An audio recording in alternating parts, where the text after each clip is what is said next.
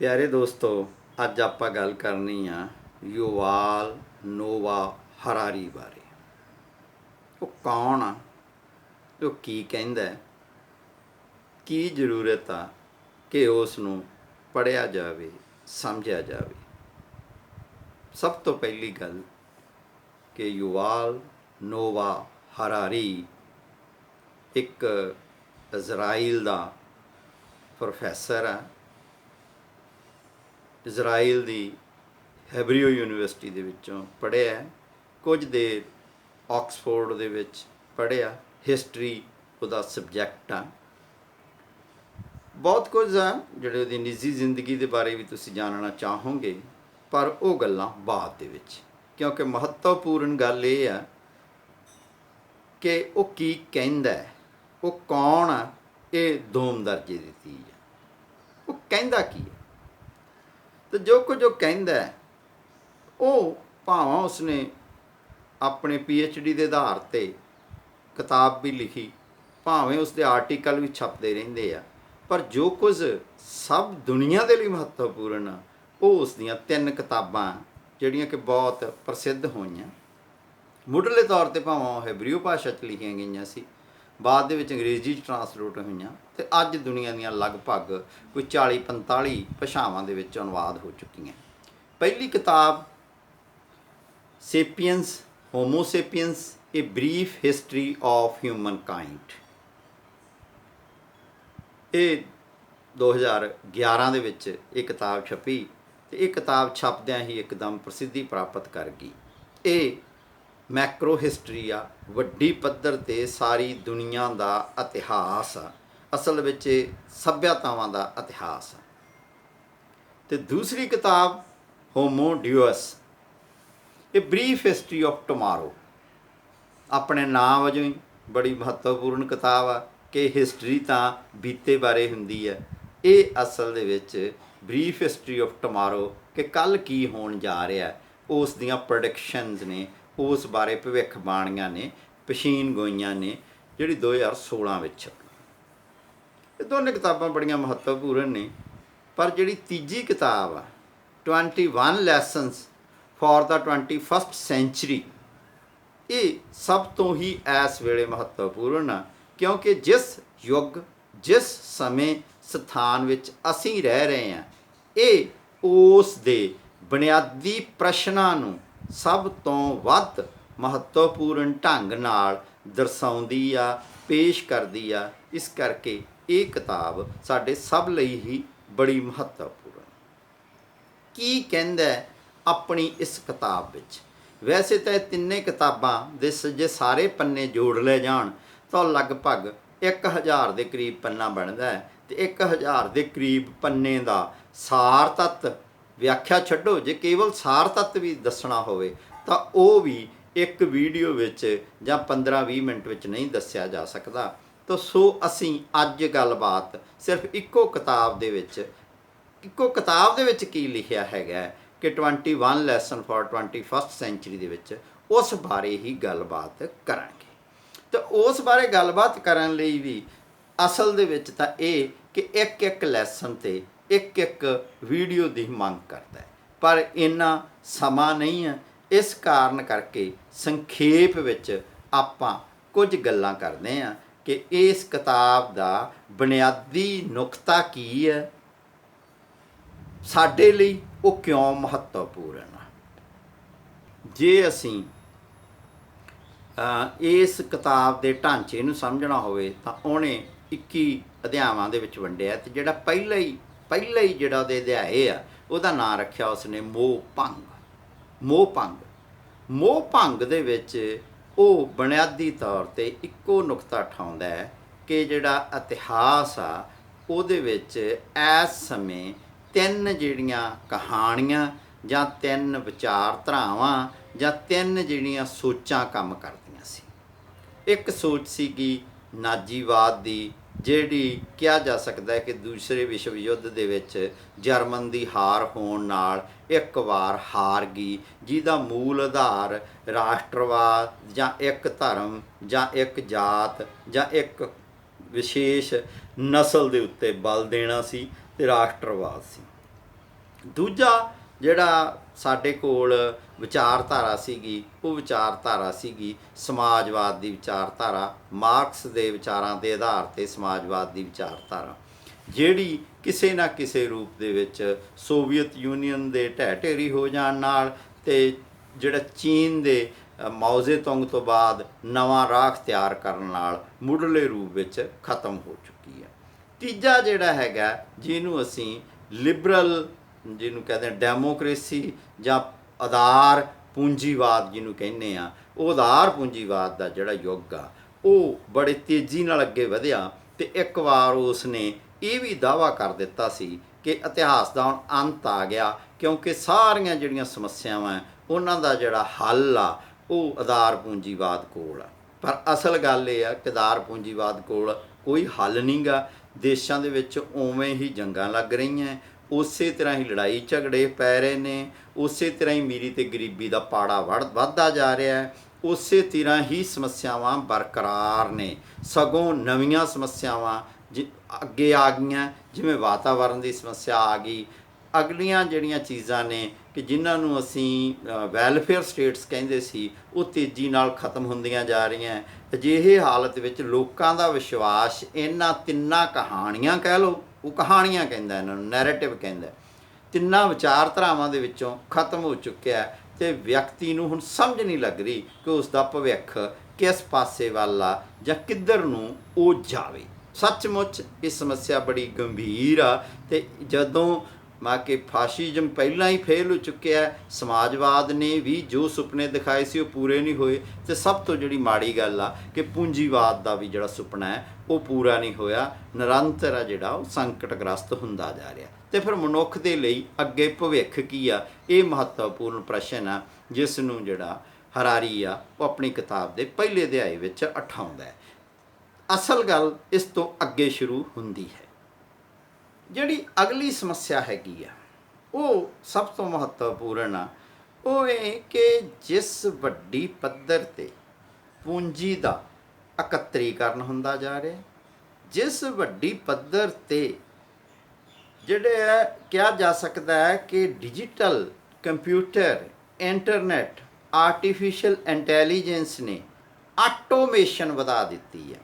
ਇਸ ਆਟੋਮੇਸ਼ਨ ਦੇ ਨਾਲ ਰੁਜ਼ਗਾਰ ਆ ਜਿਹੜਾ ਉਹ ਘਟਦੇ ਜਾਂਦੇ ਨੇ, ਰੁਜ਼ਗਾਰ ਘਟਦੇ ਜਾਂਦੇ ਨੇ। ਜਦੋਂ ਰੁਜ਼ਗਾਰ ਘਟਦੇ ਜਾਂਦੇ ਨੇ ਤਾਂ ਹੋ ਸਕਦਾ ਹੈਗਾ ਕਿ ਰੁਜ਼ਗਾਰ, ਬੇਰੁਜ਼ਗਾਰੀ ਦਾ ਸੰਕਟ ਸਭ ਤੋਂ ਵੱਡਾ ਸੰਕਟ ਬਣ ਜਾਵੇ। ਤੇ ਜਿਹੜਾ ਇਹ ਬੇਰੁਜ਼ਗਾਰੀ ਦਾ ਸੰਕਟ ਆ, ਇਹ ਕਈ ਵਾਰ ਇਸ ਤਰ੍ਹਾਂ ਹੁੰਦਾ ਹੈ ਕਿ ਵਿਅਕਤੀਆਂ ਨੂੰ ਇਹ ਲੱਗਣ ਲੱਗ ਪੈਂਦਾ ਕਿ ਸ਼ਾਇਦ ਮੇਰੇ ਵਿੱਚ ਕਾਬਲੀਅਤ ਨਹੀਂ ਆ ਤਾਂ ਰੁਜ਼ਗਾਰ ਨਹੀਂ ਮਿਲਦਾ। ਕਦੇ ਬੰਦੇ ਨੂੰ ਇਹ ਲੱਗਣ ਲੱਗ ਪੈਂਦਾ ਕਿ ਸ਼ਾਇਦ ਆਬਾਦੀ ਬਹੁਤ ਜ਼ਿਆਦਾ ਹੈ ਤਾਂ ਰੁਜ਼ਗਾਰ ਨਹੀਂ ਮਿਲਦਾ। ਅਸਲ ਦੇ ਵਿੱਚ ਤਾਂ ਇਹ ਕਿ ਜਿਸ ਵੱਡੀ ਪੱਧਰ 'ਤੇ ਆਟੋਮੇਸ਼ਨ ਹੋ ਗਈ ਆ ਤੇ ਆਉਣ ਵਾਲੇ ਸਮੇਂ ਦੇ ਵਿੱਚ ਹੋਣੀ ਆ, ਇਹ ਸੰਭਵ ਹੀ ਨਹੀਂ ਜਾਪ ਰਿਹਾ ਕਿ ਆਉਣ ਵਾਲੇ ਸਮੇਂ ਦੇ ਵਿੱਚ ਸਭ ਨੂੰ ਰੁਜ਼ਗਾਰ ਦਿੱਤਾ ਜਾਵੇ। ਤਾਂ ਜਦੋਂ ਰੁਜ਼ਗਾਰ ਨਾ ਹੋਊਗਾ ਤਾਂ ਉਸ ਸਥਿਤੀ ਦੇ ਵਿੱਚ ਜਿਹੜੀ ਸਭ ਤੋਂ ਮਾੜੀ ਗੱਲ, ਬੰਦੇ ਦਾ ਗੈਰ ਪ੍ਰਸੰਗਕ ਹੋਣਾ ਹੈ। ਕੇਵਲ ਬੇਰੁਜ਼ਗਾਰ ਹੋਣਾ ਨਹੀਂ ਆ, ਗੈਰ ਪ੍ਰਸੰਗਕ ਹੋਣਾ ਹੈ। ਤੇ ਮਨੁੱਖ ਤੇਜ਼ੀ ਨਾਲ ਗੈਰ ਪ੍ਰਸੰਗਕ ਹੋਣ ਜਾ ਰਿਹਾ। ਤਾਂ ਇਹ ਜਿਹੜੀ ਸਮੱਸਿਆ ਗੈਰ ਪ੍ਰਸੰਗਕ ਹੋਣ ਦੀ, ਉਹ ਕੁਝ ਦੇਰ ਪੰਜਾਬ ਦੇ ਲੋਕ ਤਾਂ ਇਸ ਨੂੰ ਹੱਲ ਕਰਨ ਦੀ ਕੋਸ਼ਿਸ਼ ਕਰ ਰਹੇ ਆ ਕਿ ਕਿਵੇਂ ਨਾ ਕਿਵੇਂ ਨੌਕਰੀ ਪ੍ਰਾਪਤ ਕਰ ਲਈ ਜਾਵੇ, ਬਾਹਰਲੇ ਦੇਸ਼ ਜਾ ਕੇ ਨੌਕਰੀ ਕਰ ਲਈ ਜਾਵੇ। ਪਰ ਦੁਨੀਆ ਭਰ ਦੇ ਵਿੱਚ ਜੇ ਵਰਤਾਰਾ ਹੋ ਗਿਆ ਤਾਂ ਉਹ ਗੈਰ ਪ੍ਰਸੰਗਕ ਹੋਣਾ ਜਿਹੜਾ ਉਹ ਬੜਾ ਮਹੱਤਵਪੂਰਨ ਆ ਕਿ ਉਸ ਨਾਲ ਮਨੁੱਖੀ ਸੱਭਿਅਤਾ ਕਿਵੇਂ ਨਿਪਟੂਗੀ। ਇਹ ਉਹਦਾ ਦੂਜਾ ਪ੍ਰਸ਼ਨ ਆ ਕਿ ਪਹਿਲੇ ਪ੍ਰਸ਼ਨ ਦੇ ਵਿੱਚ ਕਿ ਤਿੰਨ ਜਿਹੜੀਆਂ ਵਿਚਾਰਧਾਰਾਵਾਂ ਸੀ ਉਹ ਮਨੁੱਖ ਨੂੰ ਮੁਕਤ ਨਹੀਂ ਕਰ ਸਕੀਆਂ। ਆਧੁਨਿਕਤਾ ਦਾ ਜਿਹੜਾ ਦਾਅਵਾ ਸੀ ਕਿ ਮੈਂ ਮਨੁੱਖ ਨੂੰ ਮੁਕਤ ਕਰਾਂਗਾ, ਉਹ ਤਿੰਨੇ ਹੀ ਆਪਣੇ ਆਪ ਵਿੱਚ ਫੇਲ ਹੋ ਗਈਆਂ। ਦੂਜਾ ਜਿਹੜਾ ਉਹਦਾ ਹੈਗਾ ਕਿ ਆਉਣ ਵਾਲੇ ਸਮੇਂ ਦੇ ਵਿੱਚ ਮਨੁੱਖ ਆ ਜਿਹੜਾ ਉਹ ਗੈਰ ਪ੍ਰਸੰਗਕ ਹੋਣ ਜਾ ਰਿਹਾ ਹੈਗਾ। ਬੇਰੁਜ਼ਗਾਰ ਆ, ਉਰਲੀ ਸਟੇਜ ਹੈਗੀ ਆ, ਪਹਿਲੀ ਸਟੇਜ ਹੈਗੀ ਆ, ਉਦੋਂ ਪਰਲਾ ਪਾਸਾ ਜਿਹੜਾ ਕਿ ਉਹ ਗੈਰ ਪ੍ਰਸੰਗਕ ਹੋ ਜਾਊਗਾ। ਉਹ ਕੀ ਕਰੇ? ਹੁਣ ਇਹ ਸਮੱਸਿਆ ਬਹੁਤ ਗੰਭੀਰ ਆ। ਉਸ ਸਮੱਸਿਆ, ਗੰਭੀਰ ਸਮੱਸਿਆ ਨੂੰ ਉਹ ਅੱਗੇ ਕਿਵੇਂ ਤੋਰਦਾ ਹੈ? ਜਿਹੜੀ ਉਸ ਤੋਂ ਅਗਲੀ ਸਮੱਸਿਆ ਉਹ ਉਸ ਤੋਂ ਵੀ ਮਹੱਤਵਪੂਰਨ ਆ। ਉਹ ਸਮੱਸਿਆ ਇਹ ਕਿ ਸਰਕਾਰਾਂ ਨੇ, ਰਾਜ ਸੱਤਾ ਹੈ, ਉਹ ਰਾਜ ਸੱਤਾ ਜਿਹੜੀ ਉਹ ਵੱਡੇ ਧਨ ਕੁਬੇਰਾਂ ਮਲਟੀਨੈਸ਼ਨਲ ਦਿਓਕਦ ਕਾਰਪੋਰੇਸ਼ਨਸ, ਬਿਗ ਕਾਰਪੋਰੇਸ਼ਨਸ ਦੇ ਪ੍ਰਭਾਵ ਅਧੀਨ, ਕੁਝ ਘਰਾਣਿਆਂ ਦੇ ਪ੍ਰਭਾਵ ਅਧੀਨ ਕੰਮ ਕਰਦੀਆਂ, ਤਾਂ ਇਹ ਕਿਹਾ ਜਾ ਸਕਦਾ ਹੈ ਕਿ ਜਿਹੜਾ ਪੂੰਜੀਵਾਦ ਦਾ ਤੇ ਜਿਹੜਾ ਸੱਤਾਧਾਰੀਆਂ ਦਾ ਗੱਠਜੋੜ ਆ, ਜਿਹੜਾ ਅਫਸਰਸ਼ਾਹੀ ਰਾਹੀਂ, ਨੌਕਰਸ਼ਾਹੀ ਰਾਹੀਂ, ਬਿਊਰੋਕ੍ਰੇਸੀ ਰਾਹੀਂ ਅਤੇ ਫੌਜ ਤੇ ਪੁਲਿਸ ਦੇ ਰਾਹੀਂ ਹੋਂਦ ਵਿੱਚ ਆਉਂਦਾ ਹੈ, ਉਹਨਾਂ ਨੇ ਇੱਕ ਨਵਾਂ ਹਥਿਆਰ ਕੱਢਿਆ ਹੈਗਾ। ਉਹ ਹੈਗਾ ਬਿਗ ਡਾਟਾ, ਤੇ ਬਿਗ ਡਾਟੇ ਦੇ ਰਾਹੀਂ ਨਵੀਆਂ ਮਸ਼ੀਨਾਂ ਦੇ ਰਾਹੀਂ, CCTV ਕੈਮਰਿਆਂ ਦੇ ਰਾਹੀਂ, ਅੱਜ ਕੱਲ੍ਹ ਬੜਾ ਰੌਲਾ ਪੈ ਰਿਹਾ ਪੈਗਾਸਸ ਜਿਹੜਾ ਜਸੂਸੀ ਸਪਾਈਵੇਅਰ ਆ ਉਹਦਾ। ਇਹਦੇ ਨਾਲ ਕੀ ਆ ਕਿ ਹਰ ਵਿਅਕਤੀ 'ਤੇ ਹਰ ਸਮੇਂ ਨਿਗਾਹ ਰੱਖੀ ਜਾ ਰਹੀ ਹੈ। ਜਿਹੜੀ ਨਿਗਾਹ ਇੰਨੀ ਜ਼ਿਆਦਾ ਨਿਗਾਹ ਹੈਗੀ ਆ ਕਿ ਕੋਈ ਵੀ ਵਿਅਕਤੀ ਇਹਦੇ ਤੋਂ ਬਚਿਆ ਨਹੀਂ। ਕਿਉਂਕਿ ਉਹ ਹਰ ਸਮੇਂ ਮੋਬਾਈਲ ਵਰਤ ਰਿਹਾ, ਮੋਬਾਈਲ ਨਾਲ ਉਹਦੀ ਲੋਕੇਸ਼ਨ ਡਿਟੈਕਟ ਹੋ ਰਹੀ ਆ, ਮੋਬਾਈਲ ਦੇ ਵਿੱਚ ਕਿਹਦੇ ਨਾਲ ਗੱਲਾਂ ਕਰ ਰਿਹਾ ਇਹ ਫੜਿਆ ਜਾ ਰਿਹਾ। ਉਹਦਾ ਜਿਹੜਾ ਮੋਬਾਈਲ ਆ ਉਹ ਬੈਂਕ ਨਾਲ ਜੁੜਿਆ ਹੋਇਆ, ਬੈਂਕ ਦੇ ਵਿੱਚ ਉਹਦੇ ਖਾਤੇ ਦੇ ਵਿੱਚ ਪੈਸੇ ਆ ਰਹੇ ਆ ਜਾਂ ਜਾ ਰਹੇ, ਉਹ ਸਾਰਾ ਪਤਾ ਲੱਗ ਰਿਹਾ ਹੈਗਾ। ਉਹ ਕਿਤੇ ਵੀ ਜਾ ਰਿਹਾ ਤਾਂ ਉਹਦੇ ਉੱਤੇ ਸੜਕਾਂ ਦੇ ਉੱਤੇ ਟੋਲ ਨੇ, ਟੋਲਾਂ ਉੱਤੇ CCTV ਕੈਮਰੇ ਨੇ, ਉਹ ਜਿੱਥੋਂ ਦੀ ਵੀ ਲੰਘ ਰਿਹਾ ਹੈਗਾ, ਫਾਸਟੈਗ ਆ ਜਿਹੜਾ, ਉਹਨੂੰ ਹਰ ਸਮੇਂ ਉਹ ਨਿਗਰਾਨੀ ਦੇ ਵਿੱਚ ਹੈਗਾ। ਘਰਾਂ ਤੋਂ ਬਾਹਰ ਜਾਂਦਾ ਤਾਂ CCTV ਕੈਮਰੇ ਦੀ ਨਿਗਰਾਨੀ ਹੇਠ ਆ, ਘਰ ਦੇ ਵਿੱਚ ਆ ਉਹਦੀ ਲੋਕੇਸ਼ਨ ਨਿਗਰਾਨੀ 'ਚ, ਉਹ ਕੀ ਖਰਚਦਾ, ਕੀ ਕਮਾਉਂਦਾ, ਕੀ ਉਹ ਸੋਚਦਾ, ਕੀ ਉਹ ਕਰਦਾ, ਹਰ ਕਿਸਮ ਦਾ ਡਾਟਾ। ਇੱਥੋਂ ਤੱਕ ਕਿ ਉਹਨੇ ਆਪਦੇ ਕੋਵਾਸ਼ੀਲਡ ਲਵਾਈ ਆ ਜਾਂ ਕੋਵੈਕਸੀਨ ਲਵਾਈ ਆ, ਪਹਿਲੀ ਡੋਜ਼ ਲਵਾਈ ਆ ਜਾਂ ਦੂਜੀ ਡੋਜ਼ ਲਵਾਈ ਆ, ਕੋਈ ਚੀਜ਼ ਵੀ ਅਜਿਹੀ ਨਹੀਂ ਕਿ ਜਿਹੜੀ ਕਿਹਾ ਜਾ ਸਕਦਾ ਹੈ, ਸ਼ਬਦ ਵਰਤਿਆ ਜਾਂਦਾ ਹੈ ਕਿ big brother watching. Big brother ਨਹੀਂ ਵਾਚਿੰਗ, ਇਹ ਕਿਹਾ ਜਾ ਸਕਦਾ ਹੈ ਕਿ ਤੁਸੀਂ ਹਰ ਸਮੇਂ ਦੁਸ਼ਮਣ ਦੀ ਨਿਗਾਹ ਵਿੱਚ ਹੋ।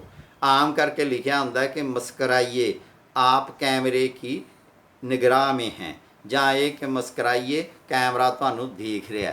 ਅਸਲ ਵਿੱਚ ਕੀ ਹੈ ਕਿ ਇਹ ਵਿਅਕਤੀ ਨੂੰ ਡਰਾਉਣ, ਧਮਕਾਉਣ ਦਾ ਇੱਕ ਤਰੀਕਾ ਹੈ ਕਿ ਭਾਈ ਤੂੰ ਇੱਕ ਪਲ ਵੀ ਇੱਧਰ ਉੱਧਰ ਨਹੀਂ ਵੇਖ ਸਕਦਾ, ਹਰ ਸਮੇਂ ਤੇਰੇ 'ਤੇ ਨਿਗਾਹ ਰੱਖੀ ਜਾ ਰਹੀ ਹੈ।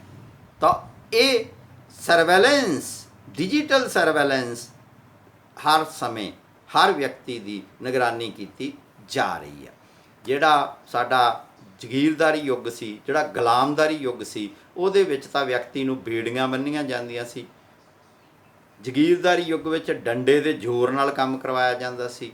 ਪੂੰਜੀਵਾਦੀ ਯੁੱਗ ਵਿੱਚ ਲਾਲਚ ਨਾਲ ਕੰਮ ਕਰਵਾਇਆ ਜਾਂਦਾ ਸੀ। ਅਤੇ ਜਿਹੜਾ ਹੁਣ ਉੱਤਰ ਪੂੰਜੀਵਾਦ ਆ ਜਾਂ ਸਾਡਾ ਸਮਕਾਲੀ ਸਮਾਜ ਆ, ਇਹਦੇ ਵਿੱਚ ਹਰ ਸਮੇਂ ਹਰ ਵਿਅਕਤੀ 'ਤੇ ਨਿਗਾਹ ਰੱਖ ਕੇ ਉਸ ਨੂੰ ਕਾਬੂ ਕੀਤਾ ਜਾਂਦਾ, ਉਹਨੂੰ ਨਿਯੰਤਰਿਤ ਵਿੱਚ ਰੱਖਿਆ ਜਾਂਦਾ। ਇਹ ਬਹੁਤ ਵੱਡੀ ਸਮੱਸਿਆ ਹੈ। ਹੁਣ ਜਦੋਂ ਇਹ ਕਿ ਸਾਡੀ ਆਜ਼ਾਦੀ ਤਾਂ ਖੁੱਸ ਗਈ, ਆਜ਼ਾਦੀ ਤਾਂ ਸਾਡੀ ਖੁੱਸ ਗਈ, ਅਸੀਂ ਗੁਲਾਮ ਕਿਹਦੇ ਹਾਂ? ਗੁਲਾਮ ਉਹਦੇ ਕਿ ਜਿਹਦੇ ਕੋਲੇ ਸੂਚਨਾ ਹੈ। ਅਤੇ ਸੂਚਨਾ ਕਿਹਦੇ ਕੋਲੇ ਆ?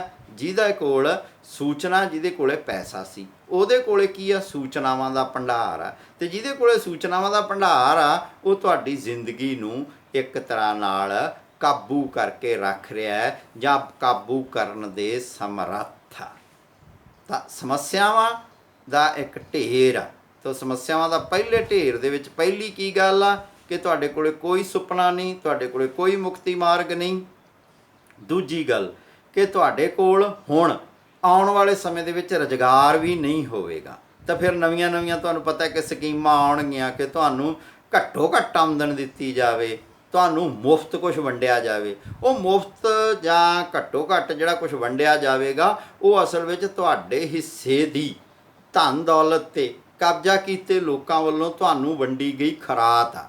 ਤਾਂ ਉਹਦੇ ਲਈ ਤੁਹਾਨੂੰ ਨਿਯੰਤਰਣ ਵਿੱਚ ਰੱਖਣਾ, ਤੁਹਾਨੂੰ ਕਾਬੂ ਵਿੱਚ ਰੱਖਣਾ। ਅਤੇ ਤੁਹਾਨੂੰ ਕਾਬੂ ਵਿੱਚ ਰੱਖਣ ਲਈ ਕੀ ਕੀਤਾ ਜਾ ਰਿਹਾ ਹੈਗਾ ਕਿ ਵੱਡੀ ਪੱਧਰ 'ਤੇ ਤੁਹਾਡੀ ਸਰਵੇਲੈਂਸ ਕੀਤੀ ਜਾ ਰਹੀ ਹੈ। ਜਦੋਂ ਸਰਵੇਲੈਂਸ ਕੀਤੀ ਜਾ ਰਹੀ ਆ ਤਾਂ ਤੁਹਾਡੀ ਆਜ਼ਾਦੀ ਹੈ ਜਿਹੜੀ ਉਹ ਹਰ ਸਮੇਂ ਉਹ ਦਾਅ 'ਤੇ ਆ। ਆਜ਼ਾਦੀ ਯਾਨੀ ਤੁਸੀਂ ਖੋ ਚੁੱਕੇ ਆ। ਅਤੇ ਜਦੋਂ ਤੁਸੀਂ ਆਜ਼ਾਦੀ ਖੋ ਚੁੱਕੇ ਆ ਤਾਂ ਆਜ਼ਾਦੀ ਦਾ ਮਾਲਕ ਕੌਣ ਆ? ਉਹ ਆਜ਼ਾਦੀ ਦਾ ਮਾਲਕ ਆ ਕਿ ਜਿਨ੍ਹਾਂ ਦੇ ਕੋਲ ਇਸ ਸਰਵੇਲੈਂਸ ਤੱਕ, ਇਸ ਬਿਗ ਡਾਟੇ ਤੱਕ ਰਸਾਈ ਆ। ਜੇ ਕਿਸੇ ਵੇਲੇ ਜ਼ਿਆਦਾ ਜ਼ਮੀਨਾਂ ਵਾਲਾ ਬੰਦਾ, ਕਿਸੇ ਵੇਲੇ ਜ਼ਿਆਦਾ ਪਸ਼ੂਆਂ ਵਾਲਾ ਬੰਦਾ, ਜ਼ਿਆਦਾ ਜ਼ਮੀਨਾਂ ਵਾਲਾ ਬੰਦਾ, ਜ਼ਿਆਦਾ ਕਾਰਖਾਨਿਆਂ ਵਾਲਾ ਬੰਦਾ ਤਾਕਤਵਰ ਸੀ, ਤਾਂ ਅੱਜ ਜਿਹਦੇ ਕੋਲ ਵੱਧ ਸੂਚਨਾ ਹੈ ਉਹ ਵੱਧ ਤਾਕਤਵਰ ਵਿਅਕਤੀ ਆ।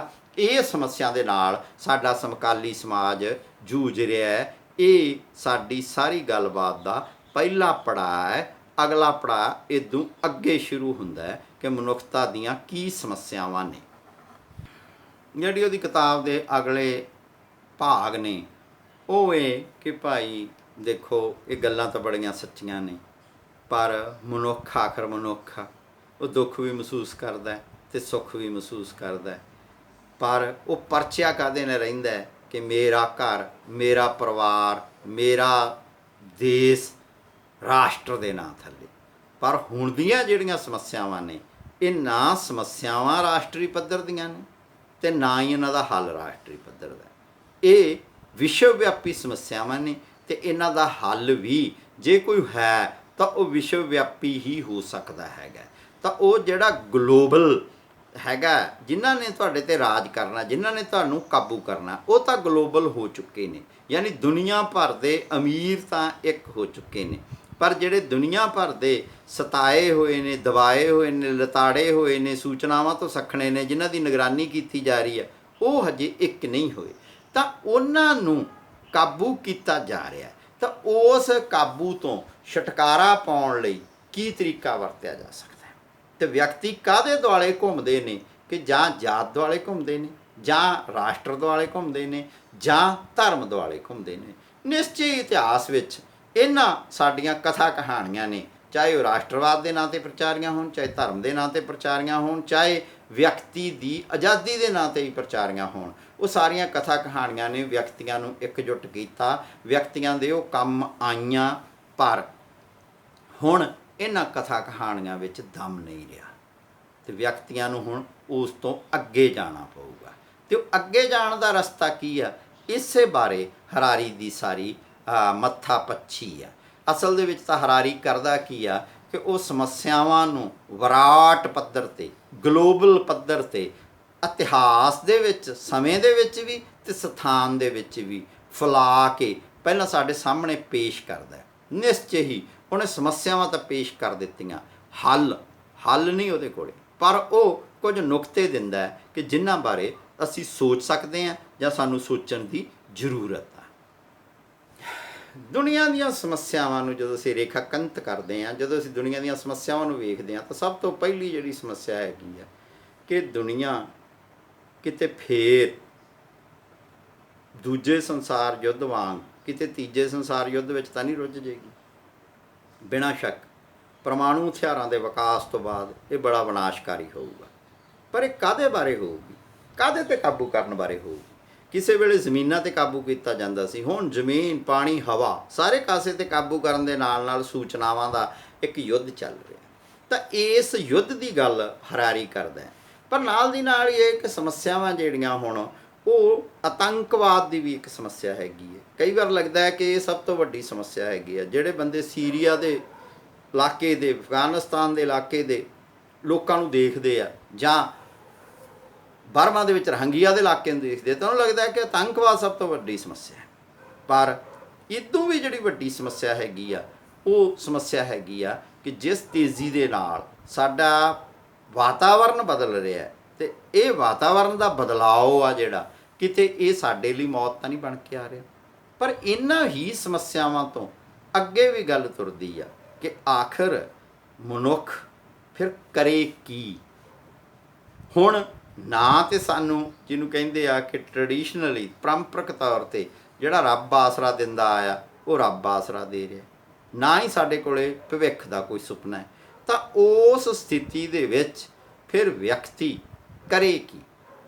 ਉਸ ਸੰਬੰਧੀ ਹਰਾਰੀ ਕੋਲ ਕੋਈ ਇੱਕ ਫਾਰਮੂਲਾ ਨਹੀਂ। ਜਿਸ ਤਰ੍ਹਾਂ ਦਾ ਫਾਰਮੂਲਾ ਸਾਨੂੰ ਕਿਸੇ ਵੇਲੇ ਮਾਰਕਸ ਦਿੰਦਾ ਸੀ, ਜਿਸ ਕਿਸਮ ਦਾ ਫਾਰਮੂਲਾ ਕਿਸੇ ਸਮੇਂ ਸਾਨੂੰ ਜਿਹੜੇ ਪੱਛਮੀ ਅਰਥ ਸ਼ਾਸਤਰੀ ਆ ਉਹ ਦਿੰਦੇ ਸੀ, ਜਾਂ ਜਿਸ ਕਿਸਮ ਦਾ ਸੁਪਨਾ ਜਾਂ ਜਿਸ ਕਿਸਮ ਦੀਆਂ ਚੀਜ਼ਾਂ ਸਾਡੇ ਲੀਡਰ ਸਾਨੂੰ ਸੁਪਨੇ ਦਿਖਾਉਂਦੇ ਸੀ, ਹਰਾਰੀ ਕੋਲ ਉਸ ਕਿਸਮ ਦਾ ਸੁਪਨਾ ਨਹੀਂ ਹੈ। ਪਰ ਫਿਰ ਵੀ ਉਹ ਬਹੁਤ ਮਹੱਤਵਪੂਰਨ ਗੱਲਾਂ ਕਰਦਾ ਹੈ। ਉਹਨਾਂ ਮਹੱਤਵਪੂਰਨ ਗੱਲਾਂ ਵੱਲ ਸਾਨੂੰ ਧਿਆਨ ਦੇਣ ਤਾਂ 3-4 ਗੱਲਾਂ ਬੁਨਿਆਦੀ ਤੌਰ 'ਤੇ ਉਹ ਉਠਾਉਂਦਾ ਹੈ। ਪਹਿਲੀ ਗੱਲ ਤਾਂ ਇਹ ਉਠਾਉਂਦਾ ਹੈ ਕਿ ਭਾਈ ਜਿਹੜੇ ਸੱਚਾਂ ਨਾਲ ਅਸੀਂ ਹੁਣ ਤੱਕ ਜਿਉਂਦੇ ਆਏ ਹਾਂ, ਉਹ ਸੱਚ ਕਾਫੀ ਨਹੀਂ, ਸਾਨੂੰ ਉਸ ਤੋਂ ਅੱਗੇ ਸੋਚਣਾ ਪਵੇਗਾ।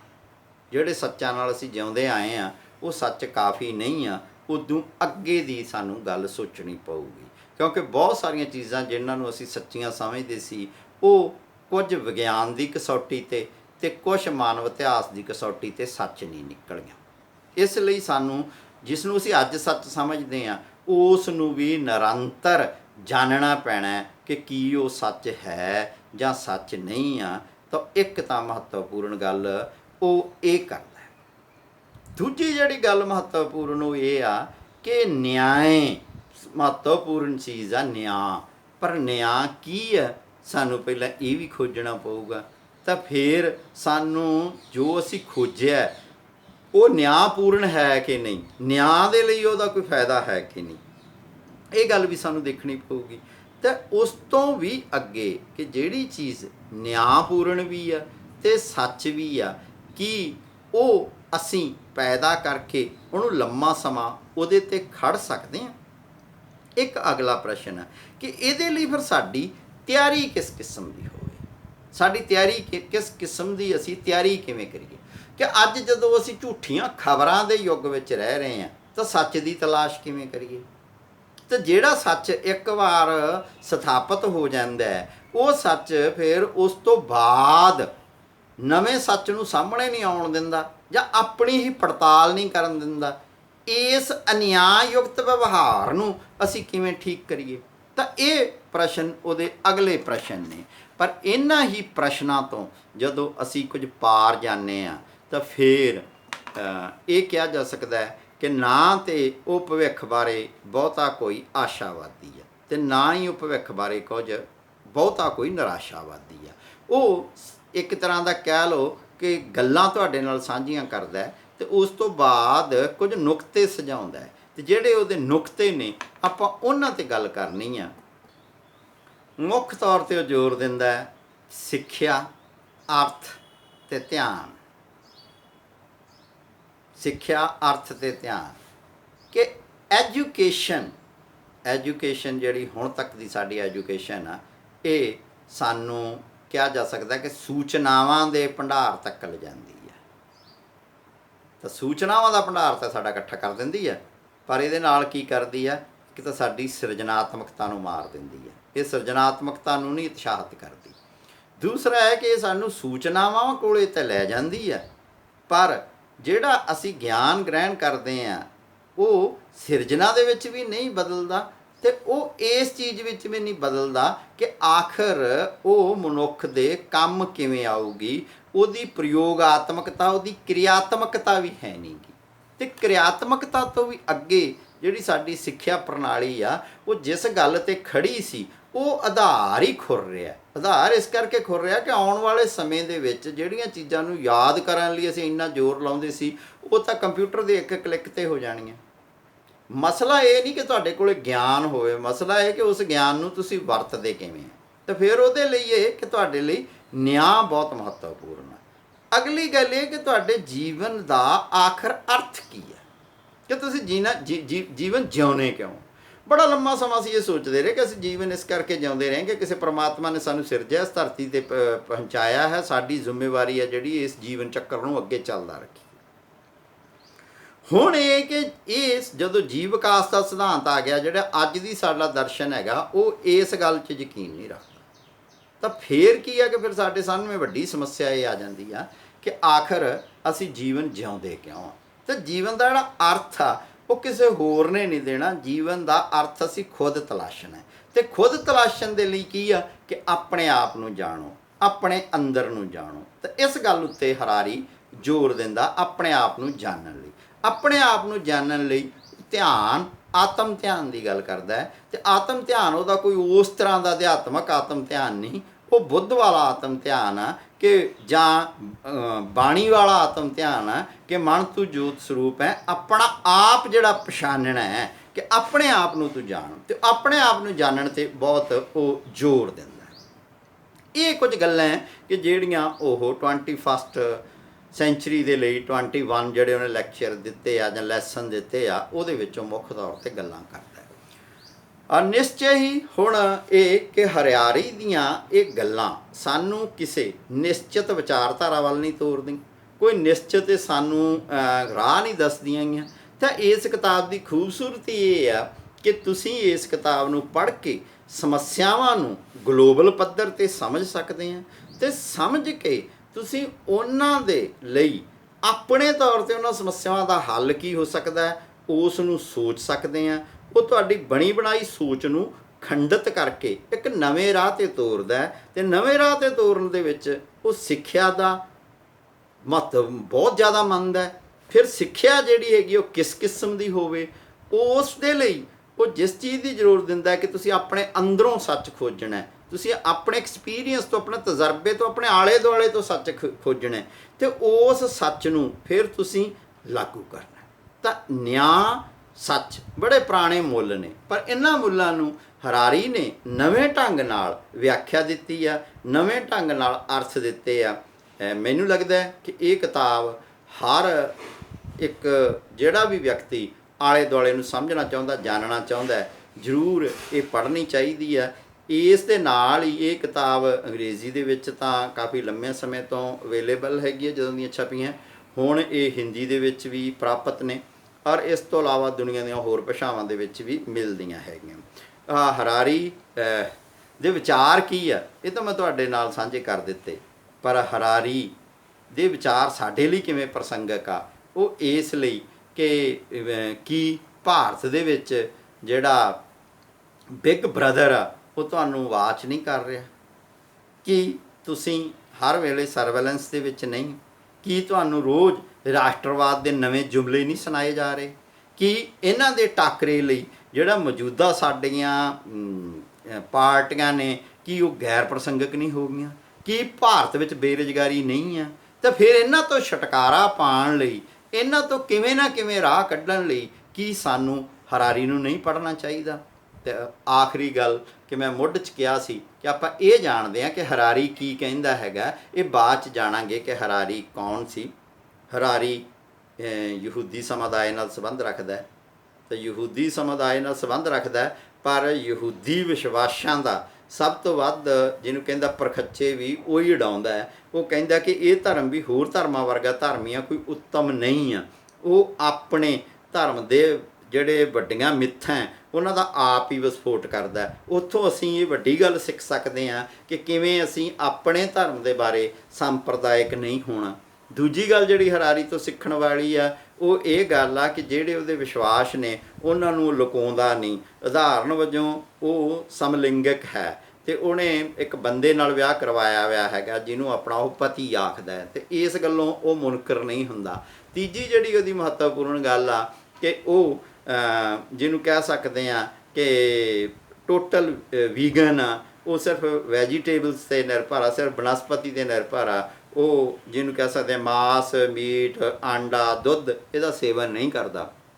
ਨਿਸ਼ਚੇ ਹੀ ਇਹ ਉਹਦੇ ਨਿੱਜੀ ਝੁਕਾਓ ਨੇ, ਪਰ ਇਹਨਾਂ ਝੁਕਾਵਾਂ ਦਾ ਉਹਦੀ ਕਿਤਾਬ ਵਿੱਚ ਕਿਤੇ ਵੀ ਕੋਈ ਦਖਲ ਨਹੀਂ ਆ। ਕਿਤਾਬ ਵਿੱਚ ਜਦੋਂ ਵੀ ਉਹ ਵਿਸ਼ਲੇਸ਼ਣ ਕਰਦਾ ਹੈ ਇਹਨਾਂ ਤੋਂ ਉੱਪਰ ਉੱਠ ਕੇ ਕਰਦਾ ਹੈ। ਇਹ ਮੈਂ ਜਾਣਕਾਰੀ ਨਿੱਜੀ ਜੀਵਨ ਬਾਰੇ ਜਾਣਕਾਰੀ ਇਸ ਕਰਕੇ ਸਾਂਝੀ ਕੀਤੀ ਆ ਤਾਂ ਕਿ ਅਸੀਂ ਅਜਿਹੇ ਵਿਅਕਤੀਆਂ ਨੂੰ ਵਧੇਰੇ ਚੰਗੀ ਤਰ੍ਹਾਂ ਸਮਝ ਸਕੀਏ ਅਤੇ ਉਹਨਾਂ ਦੇ ਬਾਰੇ ਜਿਹੜੇ ਪੂਰਵ ਅਗ੍ਰਹਿ ਬਣਾਏ ਜਾਂਦੇ ਆ ਉਹਨਾਂ ਤੋਂ ਬਚ ਸਕੀਏ। ਮੈਨੂੰ ਲੱਗਦਾ ਹੈ ਕਿ ਇਹ ਨਹੀਂ ਕਿ ਉਹਨੇ ਕੋਈ ਮੁਕਤੀ ਮਾਰਗ ਸੁਝਾਇਆ, ਇਹ ਨਹੀਂ ਕਿ ਉਸ ਦੇ ਦੱਸੇ ਰਸਤੇ 'ਤੇ ਚੱਲਣਾ ਹੈ। ਇਹ ਜ਼ਰੂਰ ਹੈ ਕਿ ਸਾਡੀਆਂ ਜਿਹੜੀਆਂ ਸਮੱਸਿਆਵਾਂ ਨੇ ਉਹਨਾਂ ਸਮੱਸਿਆਵਾਂ ਨੂੰ ਸਮਝਣ ਦੇ ਵਿੱਚ ਹਰਾਰੀ ਤੋਂ ਵੱਧ ਹੋਰ ਅੱਜ ਦੇ ਦੌਰ ਵਿੱਚ ਕੋਈ ਵੀ ਜਿਉਂਦਾ ਜਾਗਦਾ ਸਾਡਾ ਸਮਕਾਲੀ ਚਿੰਤਕ ਨਹੀਂ। ਨਿਸ਼ਚੇ ਹੀ ਜਿਹੜੀਆਂ ਉਹਦੀਆਂ ਰਚਨਾਵਾਂ ਨੇ ਉਹਨਾਂ ਨੂੰ ਕੁਝ ਲੋਕਪ੍ਰਿਯ ਕੈਟਾਗਰੀ ਵਿੱਚ ਰੱਖ ਲੈਂਦੇ ਨੇ। ਨਿਸ਼ਚੇ ਉਹ ਲੋਕਪ੍ਰਿਯ ਕੈਟਾਗਰੀ ਦੇ ਵਿੱਚ ਨੇ ਕਿ ਜਿਸ ਤਰ੍ਹਾਂ ਕਿਸੇ ਵੇਲੇ ਦੁਨੀਆ ਦਾ ਇਤਿਹਾਸ H.G.